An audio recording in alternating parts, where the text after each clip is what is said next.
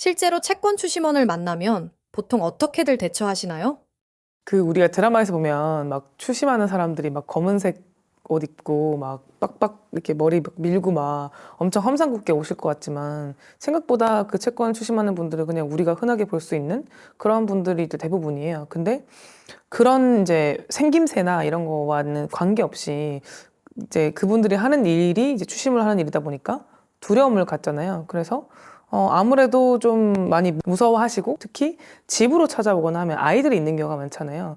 또는 아내분이 대출이 있는 남편이 모르거나 남편이 대출이 있는데 아내가 모르거나 이런 경우도 있기 때문에 집에 오는 걸 상당히 곤란해 하시죠. 네. 조언을 좀 하자면 이제 옛날처럼 막 와서 막 가져두고 부수고 막 찾아와가지고 뭐 협박하고 막 이러진 않거든요. 이건 이제 합법적인 대출이라는 전제하에 일반적으로 예를 들면 카드사에 내가 돈을 이제 빌렸거나 뭐 그런 경우에는 말 그대로 굉장히 드라이한 대화를 해요. 뭐 언제까지 갚을 수 있냐? 뭐 언제는 입금이 가능하냐? 뭐 이런 얘기를 주로 하기 때문에 그냥 정상적인 대화를 하시면 되고 지금 제가 집에선 얘기가 어려우니까 좀 옮겨서 얘기하자든지 뭐 이렇게 하시면 충분히 이제 대화를 나눌 수 있는 거라서 그냥 침착하게 일반 대화 하시면 돼요. 네. 승분하지 마시고. 채권 추심원들이 절대 하면 안 되는 행동이 뭔가요? 이제 채권 추심을 하시는 분들도 법의 규율 안에서 돌아가야 되잖아요. 채권 추심하시는 분들이 이제 가장 숙지해야 될 법은 채권의 공정한 추심에 관한 법률이에요. 그리고 최근에 개인 채무자 보호법 요 두 가지를 이제 숙지를 해야 되는데 약간 두 개가 목적이 좀 다른데 좀 더 이제 오래되고 자리를 잡은 채권의 공정한 추심에 관한 법률 줄여서 채권자 추심법 을 보면 하면 안 되는 행동들이 있어요. 예를 들면 뭐 야간 추심 금지라든지 이제 채무 사실을 알리는 행위를 뭐 금지한다든지 그 드라마 나의 해방일지 거기 보면 코스트파를 이제 이용을 하고 이제 미수금 채권을 이제 가진 상태에서 손석구 씨가 그 판매원한테 가서 돈 뭐 그런 대사가 이제 기억이 나는데 제가 그때 그 영상을 보고 저거 불법인데 이제 이렇게 생각을 했었어요. 그러니까 이렇게 사람들이 이렇게 공개적으로 많은 데서 너 채무자 일로 와봐 뭐 이런 거 있잖아요. 이런 공개적으로 이제 이 사람한테 추심을 하는 이런 행위들은 다 이제 금지가 되어 있고 이 개인 채무자 보호법으로 채권의 추심 행위에 제한도 생겼고 그런 이제 전반적으로 이제 채권 추심법에서 규율을 하고 있는 거는 너무나 지나치게 이 사람을 괴롭히는 채무자의 이런 평온함을 해치는 업무 범위를 넘어서는 수준으로 채무자를 괴롭히는 이제 이런 행위들을 좀 금지하고 있어서 반대로 이해하면 채무자의 가족한테 알리지 말아라고 규정이 되어 있지만 채무자가 연락이 안 될 때는 알려도 돼요. 그러니까 채무자 입장에서는 연락을 잘 받는 게 오히려 중요하죠. 그러니까 이게 좀 접촉 전화가 좀 부담스러우니까 자꾸 전화를 피하고 뭐 문자도 안 받고 대응도 안 해주고 이렇게 되면은 오히려 채권 추심원들이 가족한테 합법적으로 알리는 빌미를 제공할 수 있기 때문에 연락을 잘 받아주는 게 오히려 중요해요. 채권 추심원들이 빚을 깎아주기도 하나요? 빚을 깎아주는 것도 실제로 하는데요. 채권이 왜 이제 깎이냐면 최초 5천만 원짜리 채권이 계속 매각이 되거든요. 왜냐면은 채권의 가격이 계속 쓰레기가 될 거 아니에요. 그러니까 5천만 원짜리인데 못 받아. 그러면은 보통은 이게 한 10%에서 30%에 매각이 되고 그게 또 깎이고 이러기 때문에 마지막에는 거의 이제 받기 어려운 채권이 되기 때문에 이런 채무들은 가격이 굉장히 낮습니다. 그러니까 5천만 원짜리가 이제 100만 원 이런 경우도 많아요. 그러면은 원금이 5천만 원이고 이자가 불어서 3천만 원 정도 쌓여서 채권상으로는 8천만 원을 받을 수 있는 권리가 있다 하더라도 이 채권자 입장에서 얘를 100만 원에 사온 거예요. 그러면은 이제 원금 한 50% 깎아줘도 이득이잖아요.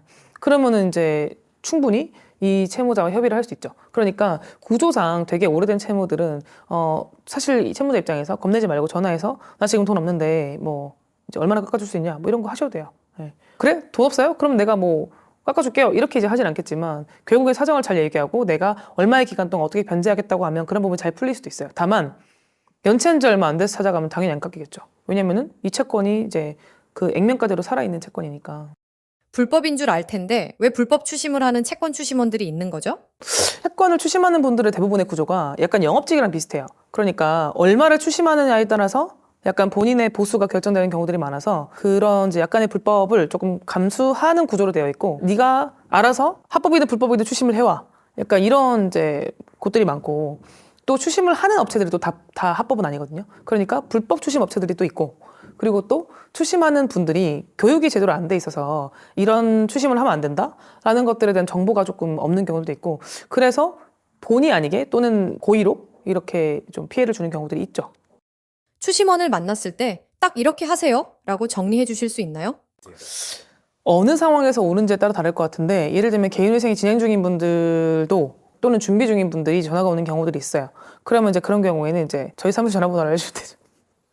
그러니까 이제 저희 회사 같은 경우에는 개인회생을 진행할 때 이제 추심이나 이런 부분을 저희 회사로 연락을 하도록 조치를 취해놓기 때문에 이제 의뢰인들한테 그런 안내가 다 되어 있어요. 저희가 직접 이분 지금 회생 준비 중이고 언제쯤 접수할 거다라고 얘기를 해서 좀 정리하는 경우들이 있어요. 채권자 추심법에는 채무자 대리인 제도라는 게 있거든요. 그 채무자 대리인 제도는 저희가 변호사가 대리인이 돼서 채무자가 얼마 갚을 건지 이런 부분들을 이제 우리가 대리인이 돼서 소통을 하는 거예요. 그러면은 우리한테 당신 언제 갚을 거야 이런 식으로 독촉을 하진 않겠죠. 그러니까 좀 채무자 대리인 제도를 이용할 수 있는 이제 분들이 있다면 그 부분이 조금 더 이제 유용할 거고 이런 거 다 떠나서 그냥 이제 내가 연체가 된 상태에서 빚쟁이가 그냥 찾아온다 뭐 이런 상황에서는 피하거나 아니면은 뭐랄까 소통이 안 되는 방식으로 자꾸 이렇게 숨어버리게 되면 협의가 어렵거든요. 그러니까 그 사람이 왜 왔는지를 모르잖아요. 결국 핵심은 갚으라는 얘기겠지만 예를 들면 제가 지금 이만저만해서 다음 달 월급이 나올 건데 그때까지는 이제 요만큼 이제 변제를 하겠다 뭐 이런 계획이나 또는 이제 뭐 개인회생을 하겠다 뭐 이런 계획이나 여러 가지 본인이 하고 있는 그 계획을 얘기 안 해주면 그 사람은 또 찾아오고 또 찾아오고 또 찾아올 거 아니에요. 그거는 나의 어떤 그런 괴로운 상황을 계속 되풀이하는 게 되는 거잖아요. 그러니까 처음에 왔을 때 그 부분을 소통을 해서 어떻게 하겠다라고 얘기하는 게 사실 훨씬 더 나을 수도 있어요. 아까 말씀드렸던 것처럼 영화에서 본 내용은 사실 이렇게 허구에 가깝다. 그러니까 막상 문 열고 내가 맞이하는 그 채권 추심원은 그냥 우리가 주변에서 볼 수 있는 흔한 사람들이 대부분이에요.